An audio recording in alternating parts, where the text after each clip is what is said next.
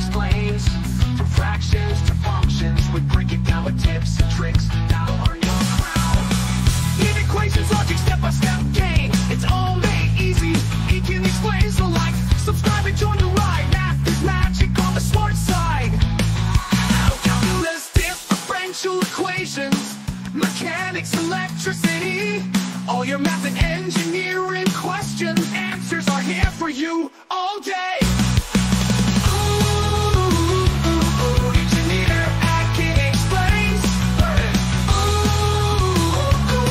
Engineer Akin explains. Learn another lot. So E times cosine theta.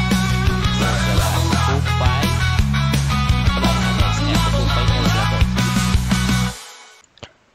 Okay, so magandang araw mga master. So nandito na po tayo sa ating pang-anim na session sa ating online na RME board examination na review, no?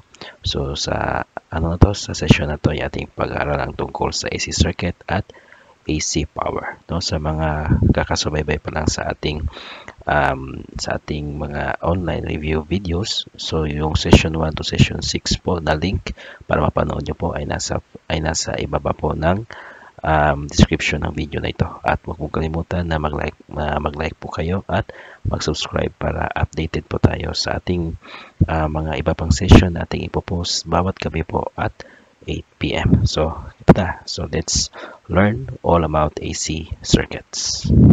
When we say AC, no? So kapag AC, it means alternating current, no? So AC, so stands for alternating current. The DC, no, or direct current. So constant ang kaniyang polarity. So which means the polarity stays the same, no, throughout the duration of the travel of the current, no. Kunyari ang kanyang polarity is positive negative, so it maintains as positive negative through the whole duration. Habang yung alternating current naman or AC, changing in polarity. So if we are going to have the phasor diagram or yung graph ng ating AC at DC, yung DC, okay, yung DC, kunyari ito yung ating phasor diagram, no, or ating graph ng ating current. So ang DC constant, no. So the direction of current is a straight line. So for example, this is 1 ampere. So this is 1 ampere throughout after kunyari 5 seconds, no. This is our time, no, the duration of the whole travel of the current, 5 seconds. So the graph is a straight line, so constant ang kaniyang polarity. While this AC naman, kapag AC, okay, so for example, this is our 5 amperes. So meron din tayo ditong negative 5 amperes. So ang AC, ang kaniyang graph is ganito. Yan.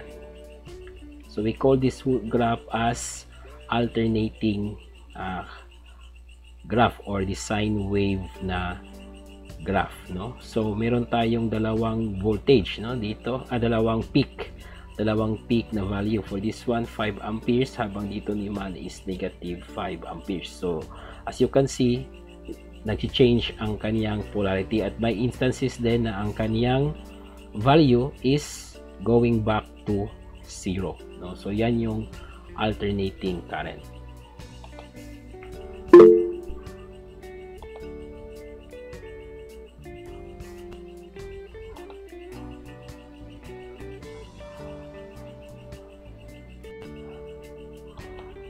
Okay, then we have the AC circuit, AC circuit and power. So the fundamental of AC wave, no, or the sinusoidal AC wave. So ito yung graph ng ating AC, no, AC, either that is a voltage or a current graph. So ito, so meron tayong EM. So yung EM natin, no, so yung EM, so that is our A sub M. So that is our amplitude, no? Amplitude. So yung meron tayong positive at negative amplitude. So may other term din dyan, ang tawag na dyan nating peak, no?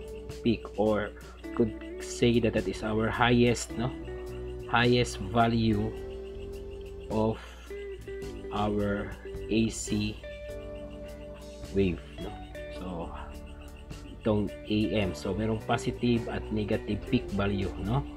So itong formula dito, that is theta. So theta is the angle, no? The angle of our sinusoidal wave, no? That is equal to EM, the amplitude, times the sine theta. Or we could have that one as in terms of y.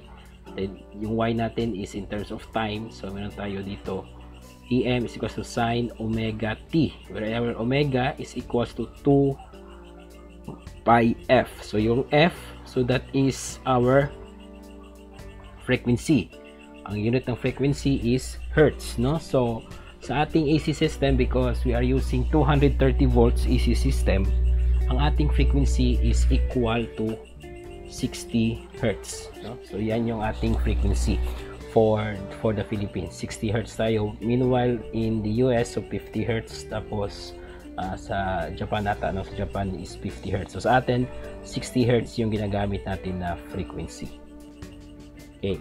So period, no? Period is the reciprocal of our frequency. So it is the time needed in seconds to produce one cycle. So ang one cycle, ito yung one cycle. Ito, isang buong up and down. So this is one cycle. Ang time, no? Ang number of seconds na kung saan itong isang up and down ay nagagawa. So that is our period. In a sense, yung period natin, T, is just the reciprocal of our frequency. So T is equals to 1 over F. The next we have the wavelength, no? So wavelength is the length of the alternating wave for one complete cycle, no? So kunyari ito, so ang kukunin natin na length is ito, buong wave na to, yan. Ano ang length niyan if ever we'll have that one in i-stretch natin as a straight, no? Straight. So ito yung ating wavelength, no? Ang symbol niyan is lambda, ito, no? So the formula for wavelength is ito, no? So lambda is equal to V sub c over F, no? Wherein the V sub c is the velocity of the wave, no? Yan yung velocity ng wave. Tapos yung ano naman, yung F natin is the frequency. Now for electricity, our V sub z is approximately equivalent to the speed of light, which is 3 times 10 to the power of 8 meters per second, no? So yan yung ating gagamitin na velocity. So ang this is constant, so ang wavelength na lang is magbabago depending on the frequency of our AC wave. Okay, so ito, may natin example dito. So what is the wavelength? Ano ko muna, pakyan ko muna yung font. Okay, so what is the wavelength of a carrier wave with a frequency of 100 megahertz, no? Okay, solution. So we need to find the wavelength. Tapos ang given sa atin is frequency. So 100 megahertz, no? Okay, or mega, that is equal to 100 times 10 to the power of 6, no? Kapag mega hertz. Okay, tapos yung ating velocity dito of our wave, so this is a carrier wave. So yung wave na used to transmit signals, no? Especially on radio station. So that is 3 times 10 to the power of 8 meters per second. So that is the speed of light. So using our formula, so we have lambda is equals to V sub c over F.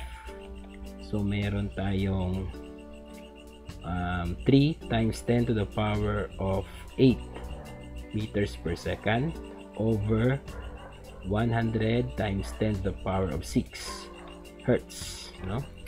So using our calculator, so we have 3 times 10 to the power of 8, then divide 100 to the power of 6 times 10 to the power of 6. Okay, so yung answer natin is 3, no? 3, and the unit for that is meters. So ang answer dito is 3 meters.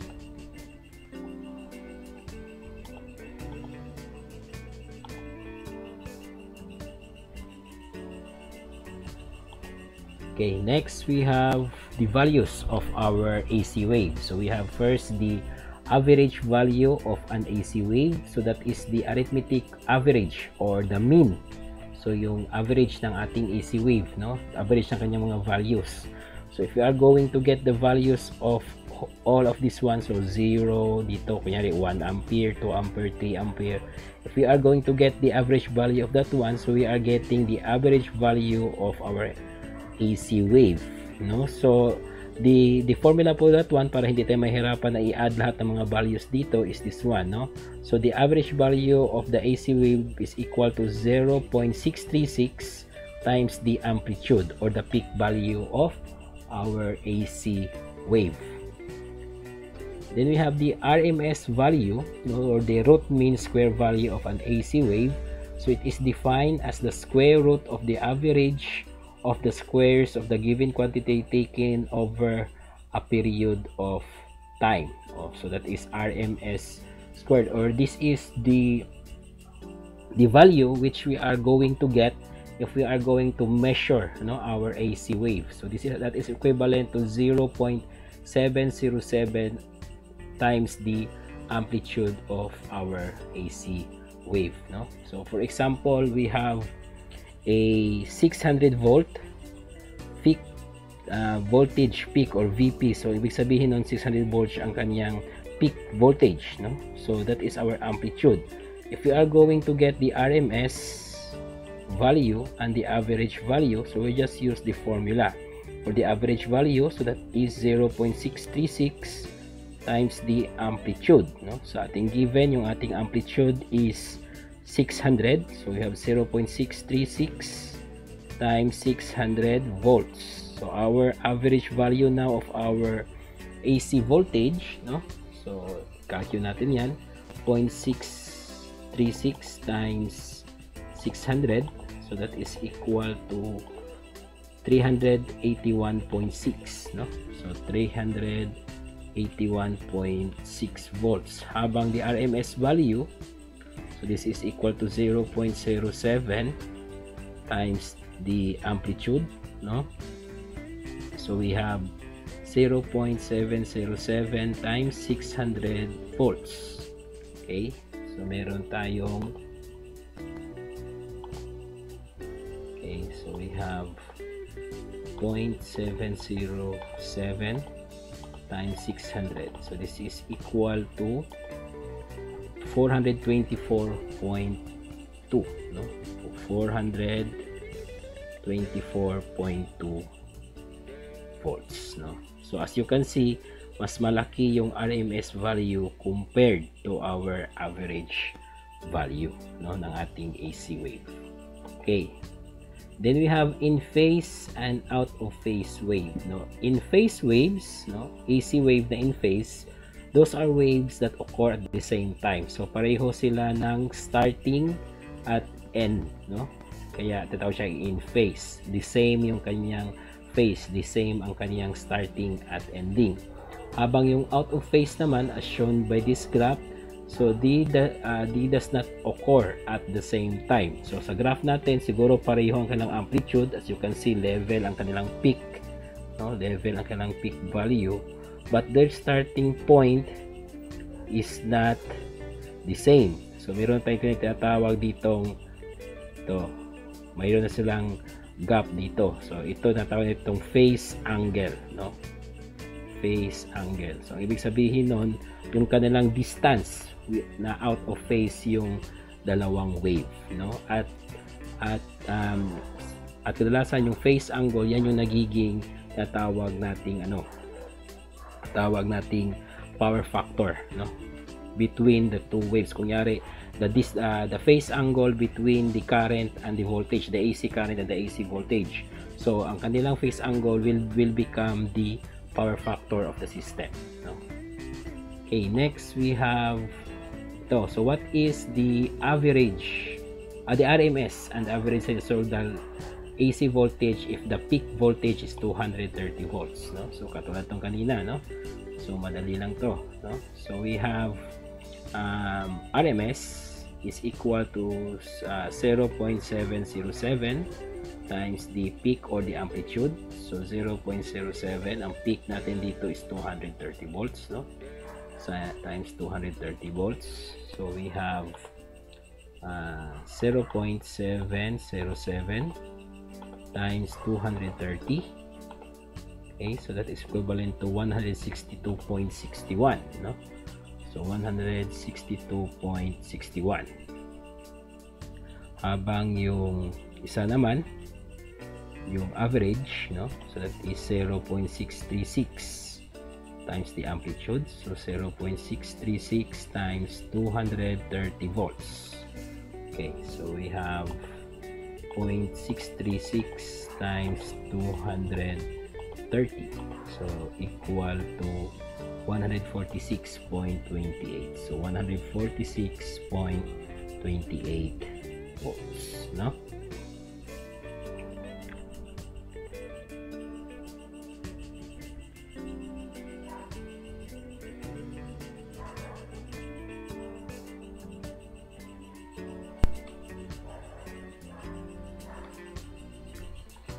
Okay, so now we will go to reactance, no? So ito na yung pinaka-highlight ng ating discussion for this evening. So reactance and impedance and the circuit, no, AC circuit power of our AC system. Okay, so in a DC circuit, meron tayong tinatawag na resistance, wherein the resistance is the total opposition to the flow of DC current, no? Kaya tinatawag natin yung AC ay yung ating resistance ay siya yung pumipigil sa ating current, no? That is on a DC circuit. Then if we have yung ating resistance, so we have the passive element, which is the resistor, which is the main source ng ating resistance.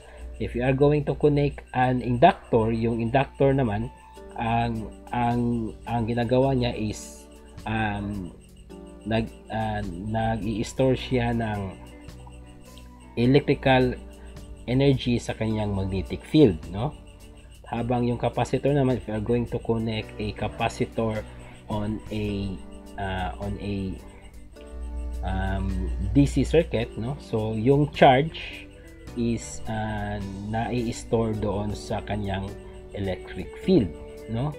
But if yung resistor, capacitor at inductor is kinonect na natin in an AC supply, so the three of them opposes the flow of current. So yung sa resistance, so ang tawag pa din natin doon is resistance, no, for the resistor. Habang for the inductor and the capacitor, ang tawag natin dyan is reactance. So we have two type of reactance depending on what passive element ang nag-create ng reactance. Either that is an inductor or a capacitor. Kapag inductor, ang tawag natin is inductive reactance given by this formula. So XL, so yung symbol ng reactance is X. Kapag may L, ibig sabihin yan inductive reactance, no? It is equivalent to 2 pi times the frequency of the system times the inductance, no? Inductance. Habang itong XC, so reactance tapos sub Z, ang tawag dyan is capacitive reactance, no?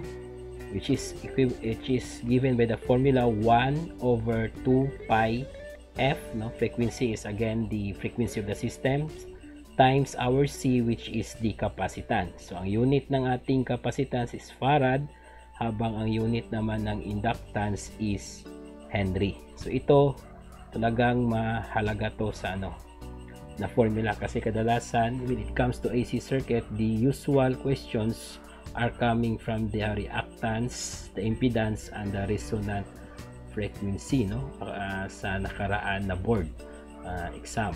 So it is very important na alam nyo tong formula na to. Okay, so we will have an example, no, para ma-apply natin yung formula. Okay, so we need to determine the reactance of a 50 microfarad capacitor at 60 Hertz, no? At 60 Hertz. So ang given natin is a capacitor, so therefore we will be looking for the capacitive reactance, no? So getting the formula for the capacitive reactance. Okay. So ano yung formula ng capacitive reactance? Ito, XC is equal to 1 over 2 pi F, no? So yan yung ating formula for the capacitive reactance. So ang gagawin natin is to solve for this one, no? So XC is equal to 1 over 2 pi FC. So yung given natin, meron tayong C, the capacitor, which is equivalent to 50 microfarad, wherein 50 microfarad, so that is equivalent to 50, yung micro, that is times 10 to the power of negative 6, tapos farad, no, that is for the unit of our capacitance. Habang yung ating frequency, so yung may hertz, so that is 60 hertz. So ang gagawin natin is just to substitute. So we have 1 over 2 pi FC, so 1 over 2 pi times the frequency 60 Hertz, okay, times the capacitive reactance of 50 times 10 to the power of negative 6 farad, no, times the capacitance pala. Okay, so ilipat na natin itong 1. Yan. So using our calculator, so we have 1 over 2 shift pi times 60 times 50 times 10 to the power of negative 6, no? So we have 53.05. So we have 53.05. So ano ang unit ng capacitive reactance, or ano ang unit ng reactance? So either that is an inductive or capacitive reactance, the unit for that one is ohms. So therefore sa ating answer, we'll have this one as 53.05 ohms. So yan yung ating answer. Okay,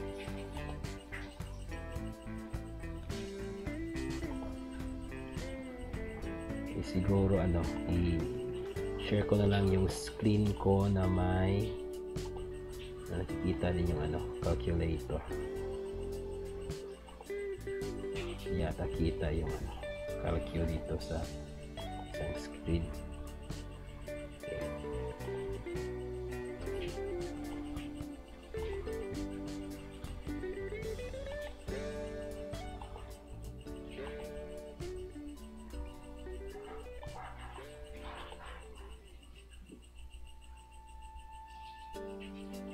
Yan, siguro. Yan, okay na siguro yan. So para kita din yung calculator, no, so that you will also know kung paano yun ni-input sa ating calculator. Okay.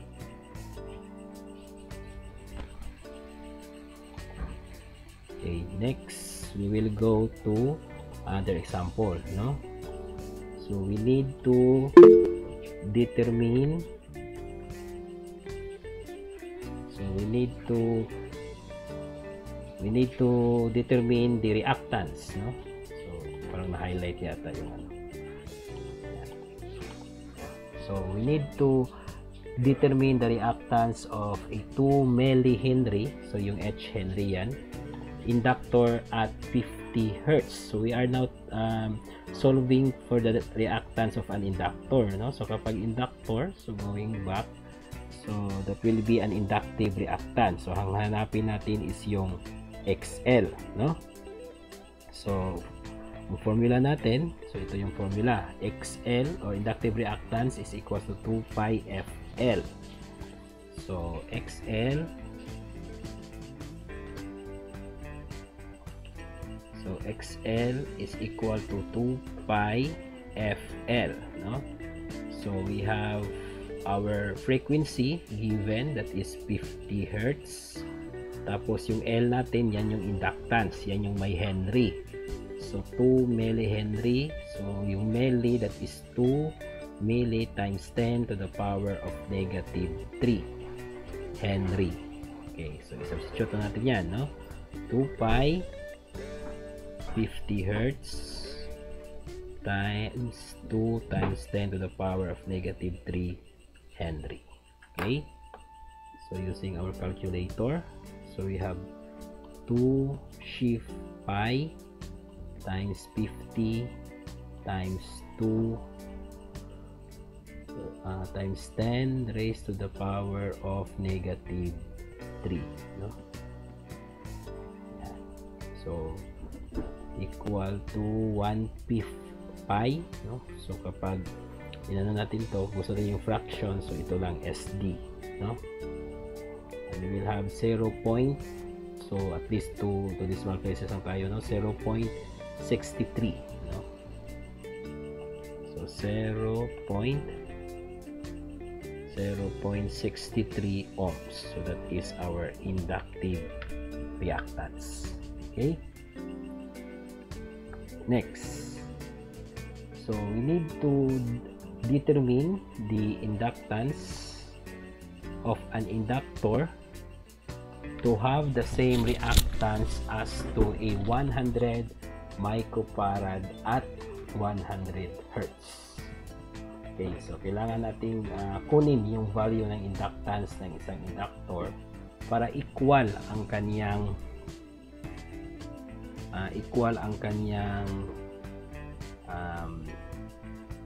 reactance, no? Kapag equal ang kanyang reactance sa isang 100 microfarad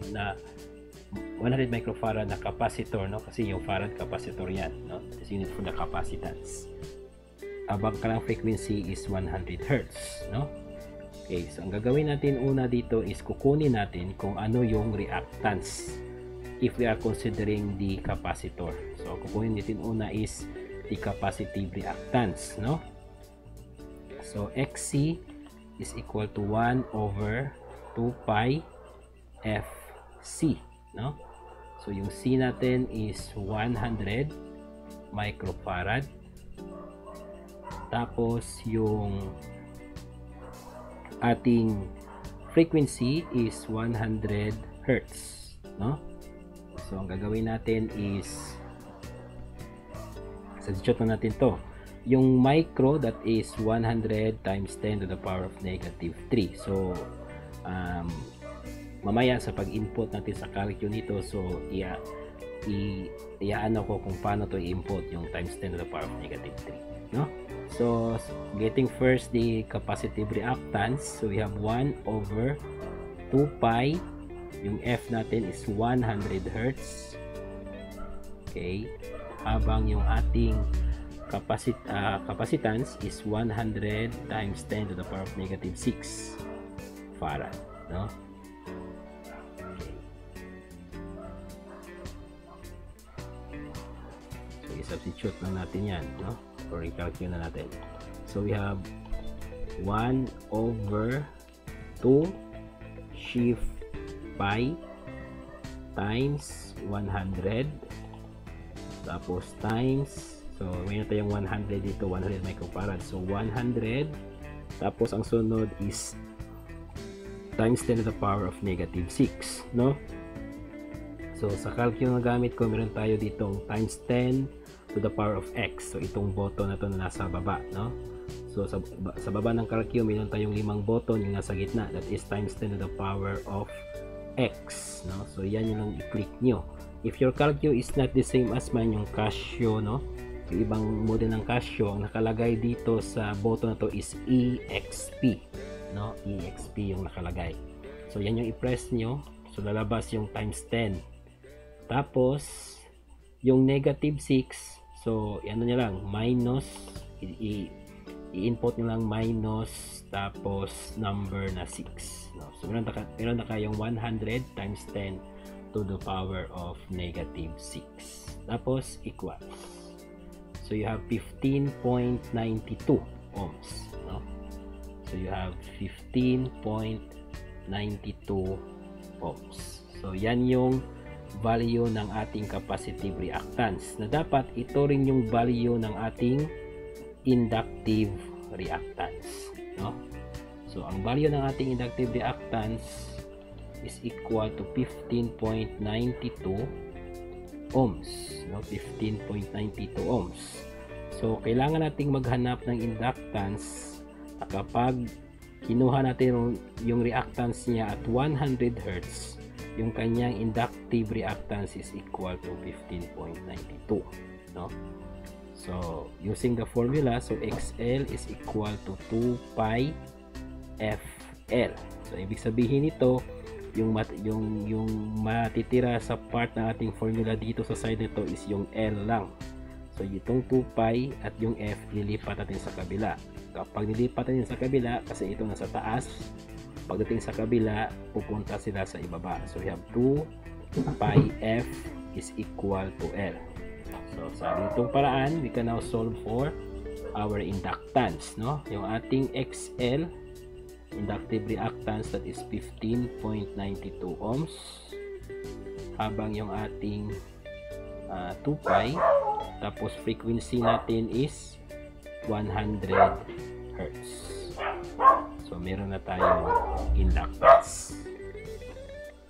Okay, so using our calculator, so we have 15.92 over 2 shift pi times 100, so equals, so meron tayong 0.025, no? Okay, so L is equals to 0.025 Henry, no? So meron instances na hindi ito yung binibigay na unit, merong milli, kaso lang yung ano nyo is naka-Henry ito kasi. So ang gagawin nyo lang, you just press this one, ing, yung ing na function ng calcu, no? Ito, ing. So kapag pinis nyo yan, so may lalabas na 25.33, kaso dito sa dulo meron ng times 10 to the power of negative 3. So itong times 10 to the power of negative 3 milli yan. So we could have that one as 25, no? 25.3 tapos times 10 to the power of negative 3, so yun yung milli Henry. So kapag yung given na unit sa choices is milli, so ito yung sagot, no? Okay, next we will go to impedance, no? So impedance, kapag ating pinagsama lahat ng ating opposition to the flow of current sa AC circuit, so including the resistance and the reactance, so we will have the term impedance, no? So when we say pinagsama or the combined effect, so hindi yan siya basta-basta ipa-plus. So we are going to get the resultant, no? Tawag dyan is resultant. So the formula for that one is ito. The symbol for our impedance is Z, so that is equal to the square root of the resistance squared plus the inductive reactance minus the capacitive reactance squared. So yan yung ating impedance. That is, the unit for impedance is ohm, no? So if we are going to have Ohm's law in an AC circuit, no? Kasi yung Ohm's law natin sa DC, Ohm's law natin sa DC is I over I is equals to E over R. No, yan yung ating Ohm's law. Pero in an DC circuit, ito yung ating Ohm's law, wherein yung ating R is i-replace na natin ng Z, which stands for impedance. If we are going to get the total current in this AC circuit, no? So ang kanyang total current is equals to E over Z, no? So sa AC circuit. Okay. So example, what is the impedance of an AC circuit which has a resistance of 8 ohms, an inductive reactance of 12 ohms, and a capacitive reactance of 6 ohms? Okay. Solution, no? So ang kinakailangan namang nating kunin dito is the impedance, no? So meron tayong resistance, our R, which is equal to 8 ohms, inductive reactance, which is XL yan, so 12 ohms, habang yung capacitive, so XZ is equal to 6 ohms. So the formula for this one is yung may square root, no? Ito, R squared plus XL minus XC squared. Okay. So solving for this one, so square root of R squared plus XL minus XC squared, no? So meron tayong square root of yung R natin is 8 squared, tapos yung ating XL is 12 minus 6 squared. Okay.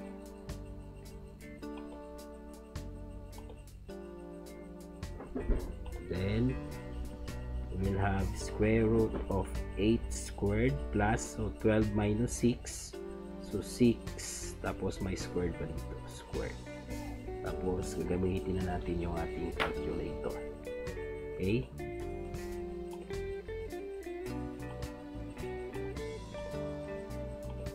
So we have square root 8 squared plus 6 squared equals, so meron tayong 10, no?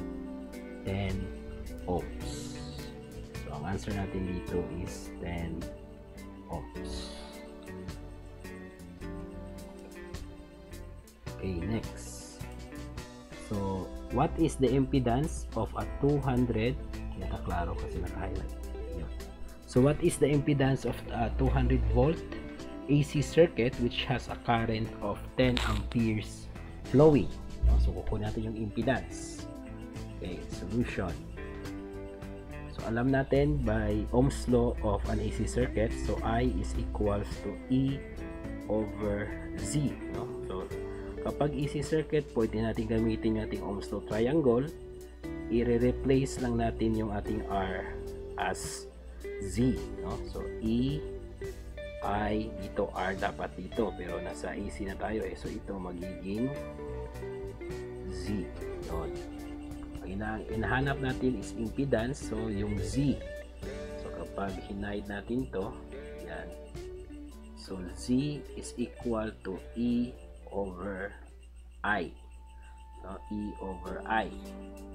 So sa given natin, so yung ating E is equal to 200 volts, habang yung ating I is equal to 10 amperes. So we have 200 volts over 10 amperes. So 200 divided 10, okay? So that will be equal to 20 ohms. So ito na yung ating impedance, no, for our AC circuit. Okay, next. So dito naman tayo sa power, no? So in an AC circuit, we have 3 types of power. Meron tayong active, reactive, and apparent, no? So yung active power, so the other term for active power, that is also our true power. So that is the actual power rating, or the actual power, or the actual electrical energy consumed by our system, no? So kaya ang unit ng ating reactive power is watt, no? So the other term for that also is real power, no? Kaya watt. Yung ating reactive power, so that is the power consumed by either our inductor or our capacitor, no? So kaya tawag siyang reactive from the term reactance, so reactive power. So the unit for that is VAR. So yung VAR stands for volt ampere reactive, no? Volt ampere reactive. So ibig sabihin nito, itong volt ampere na to is consumed by our reactances, either inductive or capacitive reactance. Habang yung S naman, no, that is the apparent power, or the term for, or the unit for that is volt ampere, no? So that is the power na kapag ginamit natin yung usual na formula for power, which is voltage times the current, makukuha natin yung wattage kapag sa DC. Pero sa AC, ang kukuha natin is volt ampere. Also, all AC system, no, all AC system is rated using the apparent power. Kunyari yung transformer natin, that is the rating for that one is kVA, so kilovolt ampere. So ang ibig sabihin ng volt ampere nun, that is the capacity of the apparent power, no? So ang nire-represent nun is the apparent power, no? Yung cosine theta, no, for this one, ito yung cosine theta, this is the power factor, no? Power factor. So the power factor is sa sinabi ko na kanina, is the phase angle between the AC current and the AC voltage, no? Sa power naman, that is the angle between our apparent power and the true power, no, as given by this triangle dito sa ito na sa figure na to. Yung sin theta, no, hindi yata nalagay itong sin theta. Okay, yung sin theta, that is the power factor or PF na reactive. So that is the power factor in terms of our reactance, no? So but in calculation, so hindi na masyadong nahanap yung yung power factor na reactive or sin theta. Ang hinahanap lang is yung the true power factor, itong power factor na cosine theta. So how to get the apparent power in terms of our true power and the reactive power? So ito lang, square root of the true power squared plus the reactive power squared. So makukuha nyo na yung VA, or the volt ampere, or the apparent power. Meanwhile, the power factor is the ratio between, no, the ratio between the true power and the apparent power. So that is, kung units ang ating i-consider, so ang ratio ng watts over volt ampere, yan yung power factor ng system. Kunyari, yung transformer is 50 kVA, pero yung actual na nagagamit ng ating load is only 30 watts. So 30 over 50, yan na yung magiging power factor ng ating system. So ganun lang kadali yung pagkuha ng power factor, no? Okay, so example, no? So we have a current of 10 amperes and a power factor of 0.8 lagging is taking from a single phase 250 supply. So the reactive power of the system is blank. So hinahanap dito is the reactive power, no? So yung ating Q, so yung Q yung hinahanap, no? Ito, Q. Okay, solution. Okay, so alam natin the formula for apparent power is equal to P squared plus Q squared. So dito pa lang makukuha na natin yung ating Q. So ang gagawin natin is square natin both sides. So S is equal to P squared, so ito S squared ba to, plus Q squared. So kapag nilipat natin sa kabila, so magiging S squared minus P squared is equal to Q squared. So kasi ito positive, pag nilipat sa kabila negative. i-square natin ang bawat side para makuha talaga natin yung Q. Okay, square, tapos ito din square. So ito square root ng Q squared, so Q na lang yan, habang ang matitira dito is S squared minus P squared. So para makuha natin ang Q, kailangan natin ng S apparent power at yung true power. So unahin natin yung apparent power kasi yun yung medyo madali yung formula. That is voltage times the current only, no? So S is equal to voltage times the current, no? So given natin, our voltage is equal to 200 volts while our current is equals to 10 amperes. So we have yung voltage pala is 250, no? 250 pala to. Buti na lang agad nakita agad 250 volts. 25, no, 250. So this is 250 times 250 volt times 10 amperes, no? So we have 250 times 10. Okay, so that will be equal to 25, no? So S is equal to 25 VA, habang yung P naman, that is voltage times the current times the power factor, no?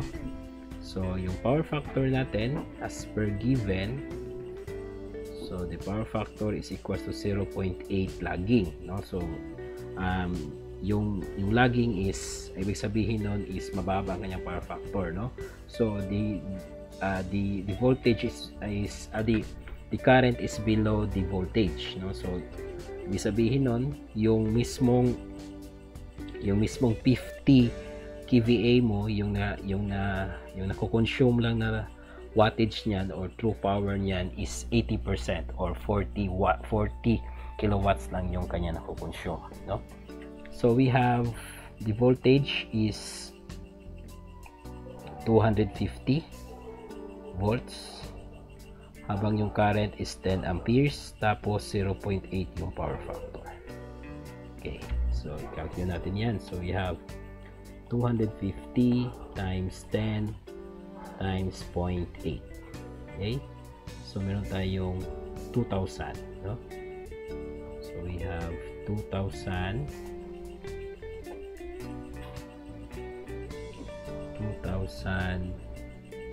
watts, no? Okay, so meron tayong wattage at apparent power, no? So true power at apparent power. So pwede natin gamitin dito sa ating formula. So square root of yung ating apparent. So 5, no? Squared, tapos minus 2,000 squared. So this is equal sa ating reactive power. Okay, so pwede yung calculate natin. So we have 25 squared minus 2,000 squared. Okay, so we have 1.5. So ating reactive power is equal to 1,500 bar, no? So yan yung ating reactive power. So we have three types of power factor. So first we have the unity power factor. So dito yung PF natin is equal to 1, no? Tapos yung ating power factor angle, yung theta, that is equal to 0, no? So magkakaroon naman tayo ng unity power factor if our voltage and current are in phase, no? So examples of load na yung ating power factor is unity is the incandescent lamp, tapos yung electric fat iron and water heaters. So they are purely resistive. So ibig sabihin yung kanilang binibigay sa ating circuit is purely resistance lang, no? Okay, tapos ito yung lagging power factor. So the current lags the voltage by an acute angle, no? So yan yung ating lagging power factor. Ang example ng ating load kung saan nagkakaroon tayo ng lagging power factor are the fluorescent lamp, electric motors, doorbell, electric fan, television set, and air conditioning unit, or these are the inductive load, no? So yung load na may inductance. So ang pinaka-common talaga is the electric motors, no?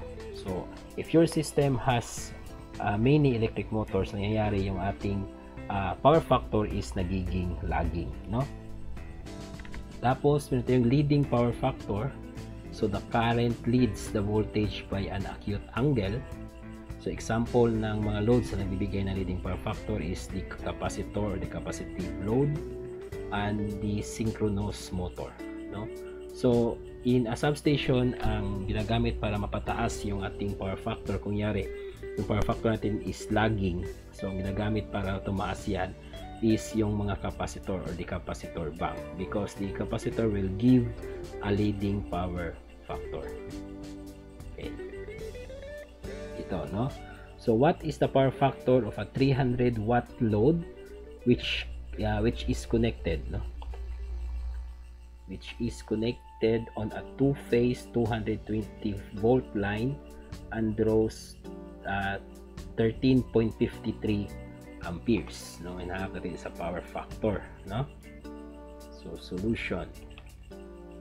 Okay, so the power natin dito, kasi two-phase yan, no? So may yung sa single phase, ito lang, voltage times the current times the power factor. Pag single, no? Single phase.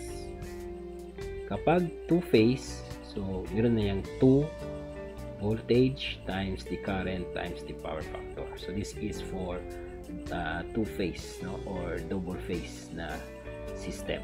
Okay, so solving now for our power factor. So we have power factor. So ito lahat ilipat sa kabila. So power factor, power is equals to 2 times E times I. So that will be our power factor. So substituting the given, so we have 300 watts over 2, tapos yung ating voltage is 220 volts, tapos meron tayong 13.53 amperes. So yan na yung ating power factor. Okay, so solution. So i-calculate natin to, no?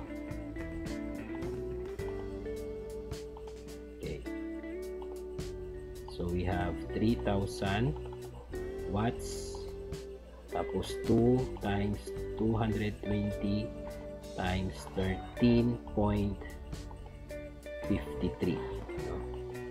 So we have 0.50, no? 0.50. So our power factor is equivalent to 0.50 for this example, no? Okay, next we have admittance. So ang admittance is the reciprocal, no, or kabaliktaran ng ating capacitance, no?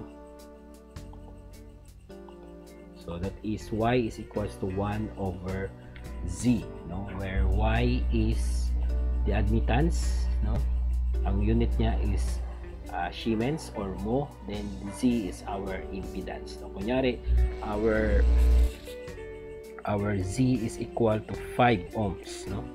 So getting the admittance, so that is 1 over Z or 1 over 5, no? Ang unit is Siemens. Okay, next we have resonance, no? What is resonance? So resonance is a circuit phenomenon wherein the circuit power is unity. So ibig sabihin nun, if our circuit is in resonance, our power factor is equal to 1, or the power factor angle is equal to 0, no? So ang way for us to get a resonance in a circuit is to have to get our FR, or the resonant frequency, no? Because nangyari dan, equal na yung ating reactive at yung ating inductive at capacitive reactance. Kapag equal yan, nagka-cancel silang dalawa. So ang natitira na lang is a purely resistive load, no? Or purely pure na resistance yung natitira sa ating system. Kapag pure resistance yung load natin, nangyayari is the power factor is equal to 1 or unity power factor, no? Katulad dito kanina. So, PF is equal to 1. Yung load natin are purely resistive load, no? So, to get the resonant frequency, so that is equal to 1 over 2 pi is square root of L times C, no? So, that is the formula, no? Yung FR natin, that is the resonant frequency in Hertz. Yung L natin is inductive or the inductance in Henry, and yung C natin is capacitance, which is in Farad. Okay, so ito, what should be the capacitance of a capacitor to have a resonant frequency of 60 Hz with a 30 Henry inductor, no? So dito ang hinahanap natin is the value of the capacitance, no? So, solution. So yung ating yung ating resonant frequency is 60 Hz, no? So given na yung ating resonant frequency. Yung ating inductance naman is 30 Henry. Yung hinahanap natin is the capacitance, so yung farad, no? So by the formula, so FR is equals to 1 over 2 pi square root of L times C, no? So gagawin natin is i-square muna natin yung both sides kasi may square root dito sa baba. So we have FR squared is equal to 1 over 2 pi squared. So ito square root, mawawala na to, so magiging L C na lang yan. So hinahanap natin is yung C. So itong C ilipat natin sa kabila, no, para maging C na lang dito, C. Habang yung FR naman ilipat natin dito sa baba. So we have 1 over 2 pi squared FR squared tapos times L, no? So ito yung formula kapag ang hinahanap natin is the capacitance given the resonant frequency, no? So we have 1 over 2 pi squared. Yung ating frequency is 60 Hz, no? 60 Hz squared. Tapos yung ating inductance is 30 Henry. Okay, squared. So kukuha na natin ngayon yung ating capacitance. So we have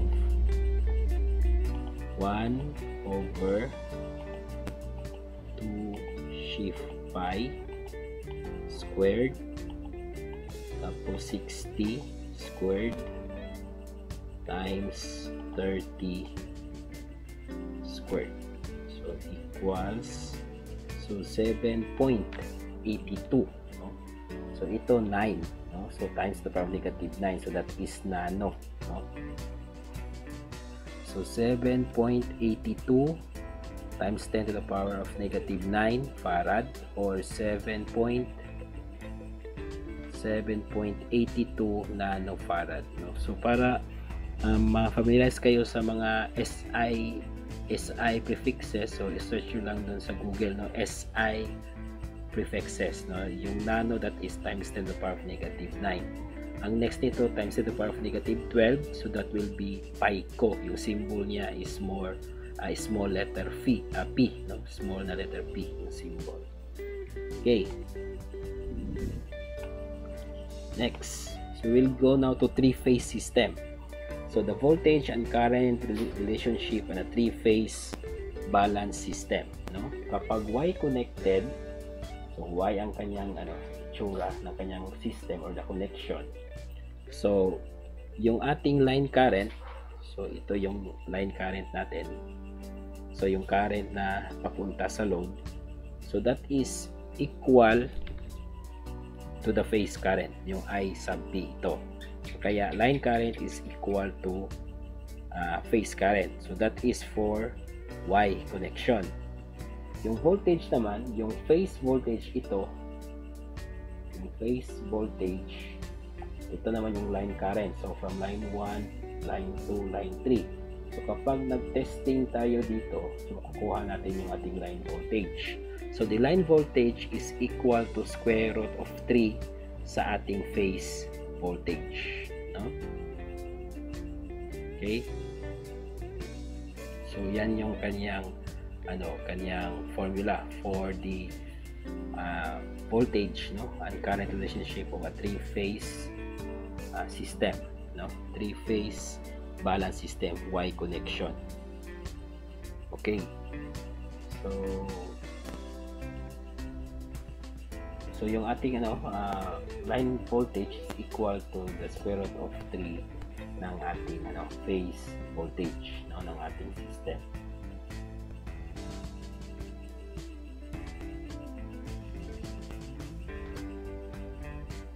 Okay, next.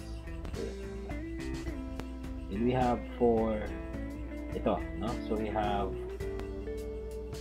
a Y-connected load has 5 ohm impedance per phase and is connected across a 120 volt 3-phase source, no? Calculate the line current. So hinahanap dito natin is the line current of our system, no? Okay, so solution, no? Okay, so meron tayong Y-connected system, no? Okay, so i-drawing muna natin yung equivalent circuit diagram niya.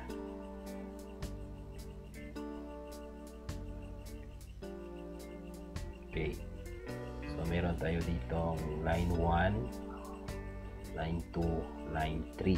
Now the voltage across the three-phase system, so kasi balance yung ating dito assumption, so this is 120 volts, so this is the line voltage, habang yung voltage per phase niya or impedance per phase dito 5 ohms, no?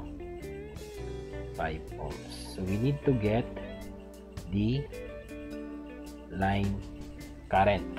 As we know, kapag Y-connected siya na system, equal lang yung kanyang line current sa phase, no? Phase current. So the line current is just equal to the phase current, no? So kailangan natin i-solve yung phase current. For us to solve the phase current, this is equal, no, using Ohm's law, to the phase voltage over the impedance. Sa ating given, yung impedance natin is 5 ohms.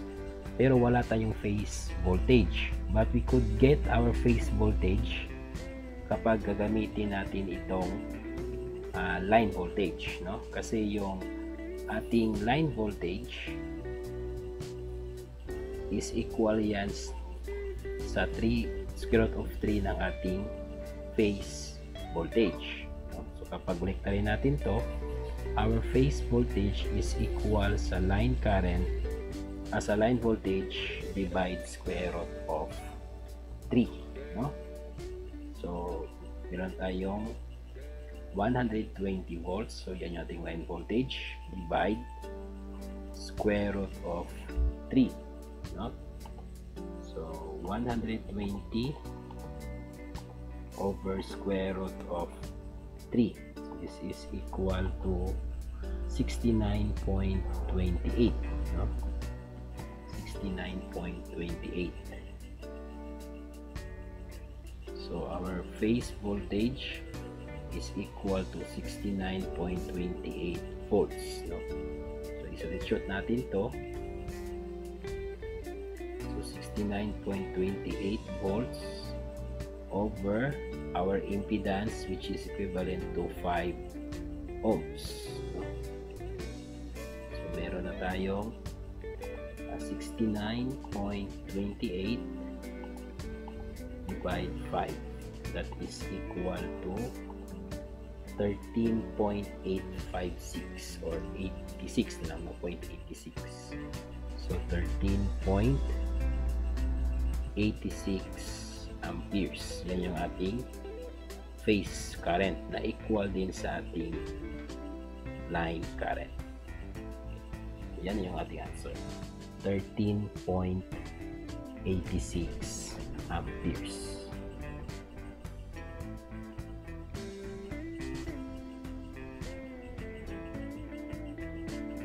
Okay, next we will go to delta connected, no?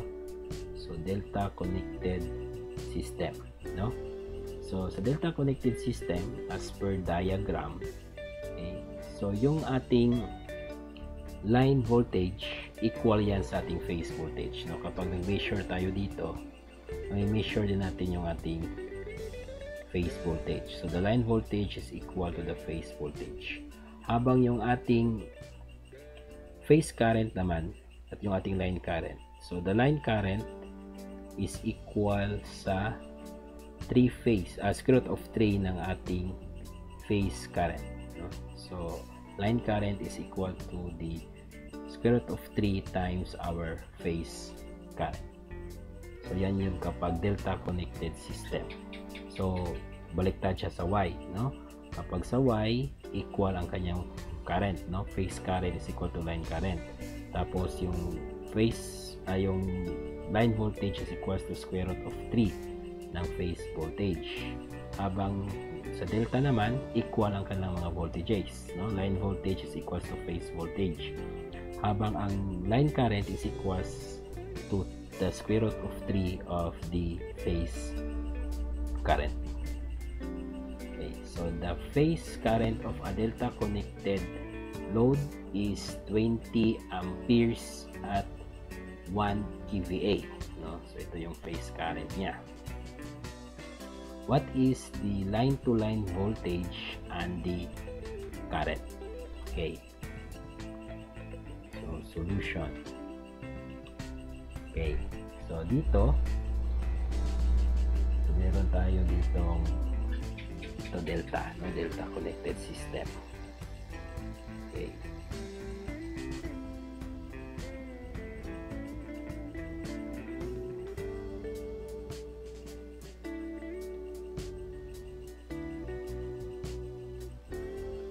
so ang kanyang phase current, no, is equal to 20 amperes, no? Habang ang kanyang kVA, no, or apparent power is equals to 1 kVA, or it is equals to 1000 volt ampere, no? So ang gagawin natin dito is we will get the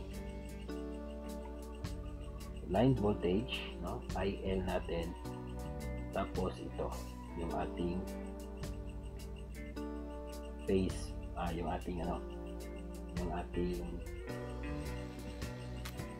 voltage, no, or the line voltage, no? So dala yung sa ating line current, because our line current is equal to square root of 3 of our phase current. So square root of 3 times 20 amperes, no?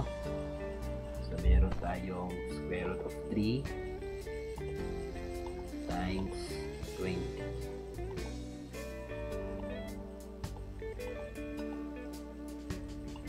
So this is equal to 34.64. So our line current is 34.64 amperes. Now the question is, paano natin kukunin yung ating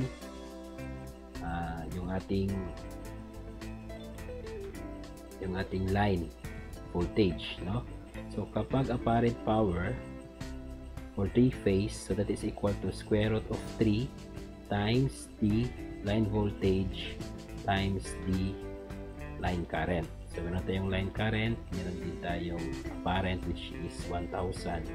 So itong dalawang to, yung square root of 3 at yung IL, ilipat na natin ito sa kabila, no? So S is over square root of 3 times IL.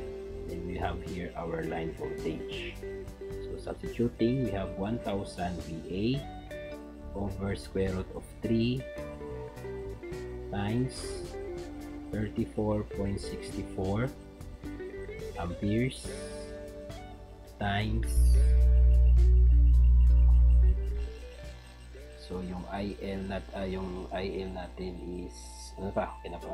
34.64. Okay. So we could now get our line voltage. No? Okay, so that is equal to 1,000 over square root of 3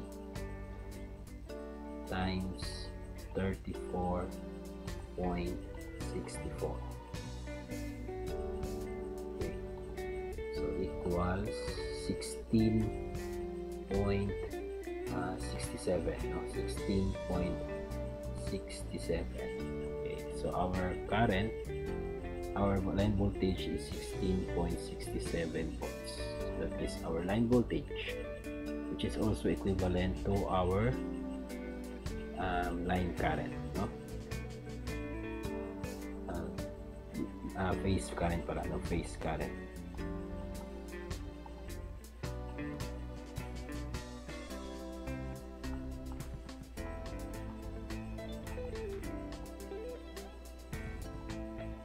Okay.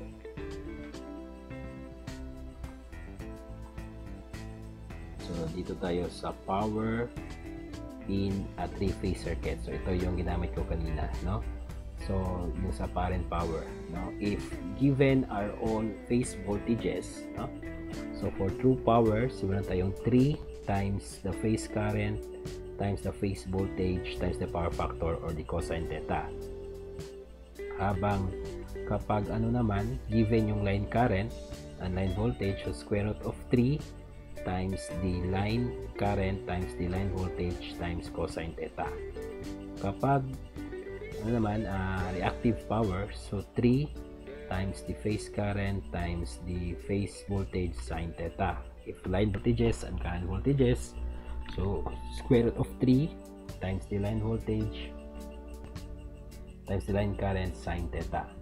For apparent power, so 3 times the phase voltage times the phase current, or kapag mga line values, so line voltages and line current, so square root of 3 times the line voltage times the line current. So yun yung formula for power in a three-phase circuit, no? So ito. So what is the kVA rating of a three-phase generator designed to deliver 20 amperes at 220 volts, no? So if ito yung kanyang statement, designed to deliver, so ibig sabihin ito output na tong dalawang to, no? 20 amperes at 220 volts. So meaning our 20 amperes and 220, so the 20 amperes and the 220 are all line values. Yung ating 20 amperes, that is our line current, habang yung ating 220 volts, that will be our line voltage. No, ang kukunin natin is the kVA rating or the apparent power. So S is equal to square root of 3 E sub L I sub L, no? Because itong ginamit ng square root of 3 kasi yung given na value are line voltages. So we have square root of 3 times 20 amperes times 220 volts, no? So we have square root of 3 times 20 times 220. Yan. So we have 7,621, no? 7,621 VA. Pero yung hinihingi kVA, so kilovolt yan, kilovolt ampere. So i-divide natin ng 1,000. So we will have 7.621 kVA. So ito na yung ating answer. Okay. Next example. How many kilowatts does a three-phase generator supply when it is delivering 6 amperes at 220 volts to a power load operating at 80% power factor? So dito naman sa problem, delivering na naman. So meaning itong current natin at itong ating voltage are all line values, or ito line current, ito line to line voltage. Okay, So ang hahanapin natin is the kilowatt, no? The kilowatt, yung ano yung output in kilowatt ng ating generator, no? Na kung saan yan yung ginagamit sa ating load, in which the load has an 80% power factor. Okay, solution, no? Kasi ito ay watts, no? So gagamitin natin is P is equal to square root of 3 E sub L I sub L cosine theta, or pwede din ito cosine theta gawin na lang natin PF, no? Okay, PF. So ibig sabihin ng PF, power factor. So our line voltage is 220 volts. Our line current is 60 amperes. Habang yung ating power factor, so 80% siya, so 0.8. So substitute na natin yan. So we have square root of 3 times 220 volts times 60 amperes times 0.8 for the power factor. Okay, so we have square root of 3 times 220 times 60 times 0.8. So this is equal to 18,290.5, no? So 18,290.5 watts or 0.50 watts. Pero kailangan kasi kilowatts. So divide that one by 1,000 para maging kilowatts. So divide 1,000. So 18.3. No? So 18.3. So our power is equal to 18.3 kilowatts. No? So ito na yung answer natin kasi yung hinahanap is in kilowatts. Okay. Next.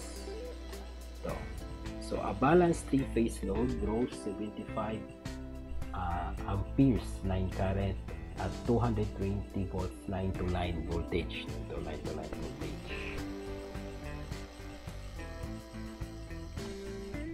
And 0.8 power factor lagging.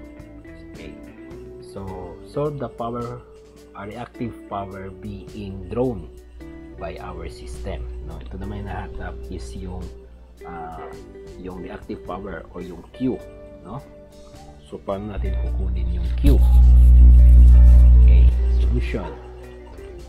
So to get the Q, so katulad ng solution problem natin kanina, so Q is equal to S squared minus P squared. So kunin natin yung S at yung P, no?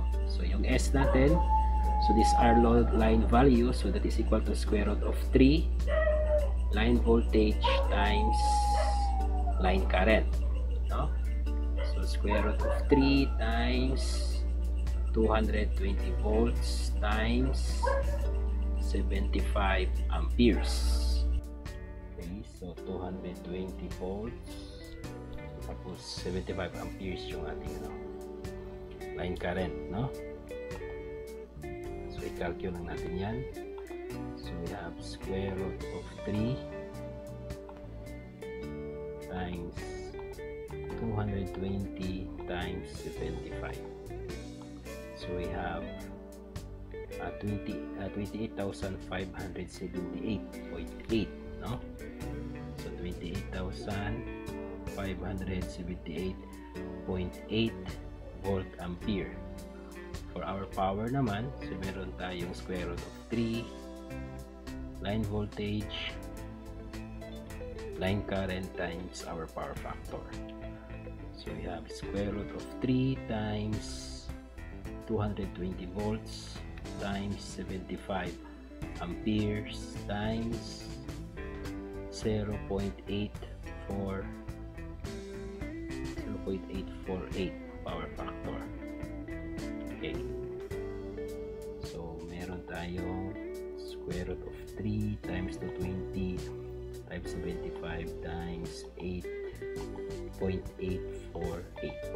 Okay, So 24,234.8. So 24,234.8. This is in watts, no? So ito sa ating formula, substitute lang natin yung S at yung P natin. So we have 28,578.8 squared minus 24,234.8 squared.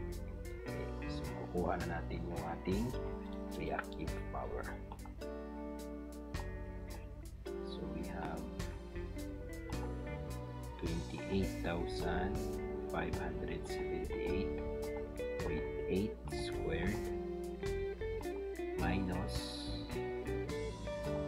24,234.8 squared. So equals, naman tayo 15,146.7. So 15,146.7 bar. So ito na yung ating answer, no? Okay, then we have the approximate neutral current in a three-phase four-wire system. So kapag three-phase four-wire system, ibig sabihin niyan meron tayong neutral wire. So that is the four-wire system is usually Y, no? Y system, no? Y yung kanyang configuration. Tapos yung neutral dito kinukuha sa gitna. So we will be solving for the neutral current, no? So the formula is equals to square root of our individual line, the individual line currents, tapos minus ng kanyang pair, no? Pair of two, the product of the pair of two of the three line voltages. So this is usually done especially if our system is unbalanced, no? So kaya kinukuha natin yung ating neutral current. Because if our system is a balanced system, the neutral current will just be equal to 0, no? Kasi kapag equal to lahat, tapos ito equal din, so magiging 0 lang yung ating neutral current. If the system is unbalanced, so merong value yung ating neutral current dito, no? So ang ginagamit na formula is ito, no? So for example, ito. So we have a three-phase. What is a neutral current of a three-phase for four-wire, no, for the four-wire unbalanced system with line currents of 5 amperes, 6 amperes, and 7 amperes respectively, no? So if we are going to draw the diagram for this one, or the system configuration,